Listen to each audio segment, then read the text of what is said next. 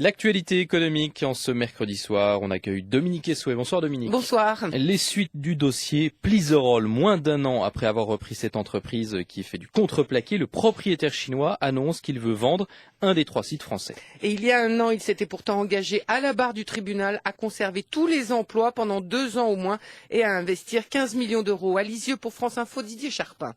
François Aubout, le directeur général, estime que Pliserol n'est pas rentable dans sa configuration actuelle. Il faudrait donc de nouveaux investisseurs, soit pour entrer dans le capital, soit pour reprendre intégralement l'une des 3 usines. Et sur ce point, il dit ne pas avoir de préférence entre Lisieux dans le Calvados, Épernay dans la Marne ou Fontenay-le-Comte en Vendée. Pour l'instant, la direction chinoise de Pliserol n'a pas le droit de se séparer de l'un de ces 3 sites. L'an dernier, elle s'est en effet engagée à tous les conserver pendant au moins 2 ans. Le directeur général va donc officiellement demander vendredi une modification du plan de reprise. Ce sera lors d'une audience au tribunal de commerce de Lisieux où Pliserol est assigné en référé pour des retards dans le paiement des cotisations URSSAF. Didier Charpin, France Bleu Basse Normandie pour France Info. Depuis quelques jours, l'autre candidat à la reprise, le groupe John Bittard, qui avait la préférence des professionnels et du WWF en raison de sa gestion raisonnée des bois, laisse entendre qu'il pourrait s'intéresser de nouveau à Pliserol.